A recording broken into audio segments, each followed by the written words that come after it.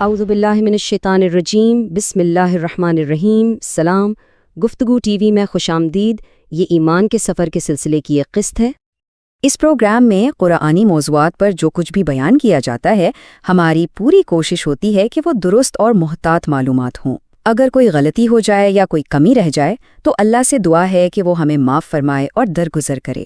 تو آج ہم سورہ فاتحہ کی ایک بہت ہی خاص آیت الرحمن الرحیم کی حکمت اور اس کے گہرے معنی کو سمجھنے کی کوشش کریں گے۔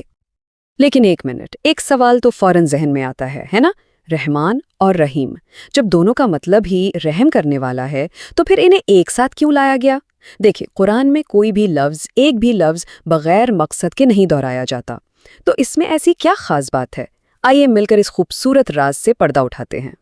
چلیے اللہ کی رحمت کے دو عظیم سمندروں میں سے پہلے سمندر یعنی الرحمن میں غوطہ لگاتے ہیں۔ یہ وہ نام ہے جو اللہ کی رحمت کی وسعت کی کہانی سناتا ہے۔ الرحمن کی رحمت، آپ جانتے ہیں، یہ لامحدود ہے، غیر مشروط ہے، یہ پوری کائنات کو اپنے گھیرے میں لیے ہوئے ہے۔ یہ رحمت صرف ایمان والوں کے لیے نہیں بلکہ ہر مخلوق کے لیے ہے۔ سوچ کر دیکھیں، سورج کی روشنی وہ یہ نہیں پوچھتی کہ کون مومن ہے اور کون نہیں، ہوا جس میں ہم سب سانس لیتے ہیں، پانی جو ہماری پیاس بجھاتا ہے، یہ سب اس کی رحمت، الرحمن کا ایک چھوٹا سا مظہر ہے۔ اگر اس رحمت کی وسعت کو سمجھنا ہونا تو سب سے بہترین مثال بارش کی ہے۔ یہ ایک ایسی رحمت ہے جو ہر جگہ برستی ہے بنا کسی تفریق کے، بالکل اسی طرح جیسے بارش ہر کھیت پر برستی ہے، چاہے وہ پھولوں کا باغ ہو یا کانٹوں بھری جھاڑی۔ الرحمن کی رحمت ہر انسان، ہر جانور، ہر پودے کو زندگی اور بقا کا سامان فراہم کرتی ہے۔ یہ ایک طرح سے رحمت وجود ہے، وہ رحمت جو ہم سب کو تھامے ہوئے ہے۔ تو یہ تھی رحمان کی رحمت، لیکن کہانی یہاں ختم نہیں ہوتی۔ اب رحمت کے دوسرے سمندر کی طرف چلتے ہیں، الرحیم، اور یہ رحمت کی ایک بالکل مختلف، ایک بہت خاص شکل ہے۔ الرحیم کی رحمت یہ ایک خاص اور بہت ہی ذاتی قسم کا فضل ہے۔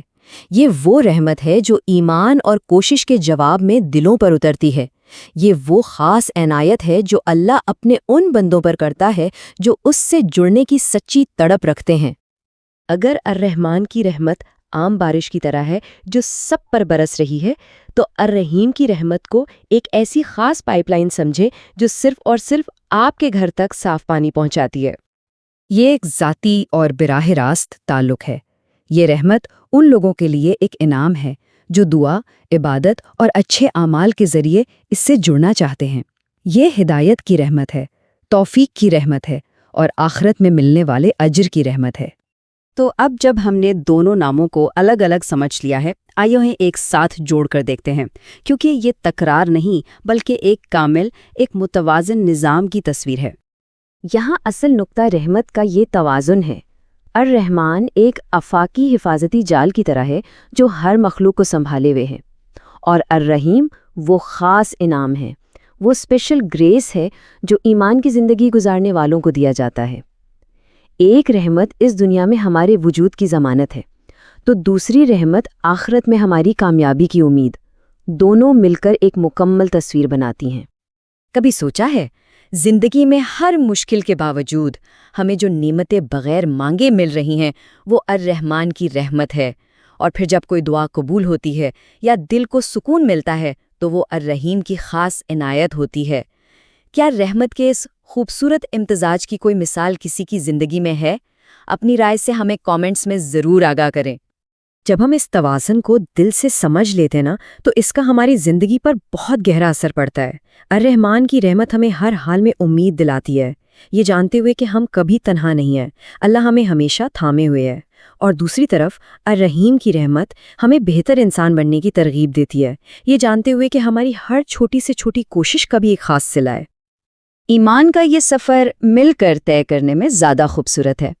اس علمی سفر میں ہمارے ساتھ شریک رہنے کے لیے ہمیں فالو اور سبسکرائب کریں، اور اس روشنی کو دوسروں تک پہنچانے کے لیے شیئر بھی کریں۔ آپ کی رائے اور سوالات ہمارے لیے واقعی بہت قیمتی ہیں۔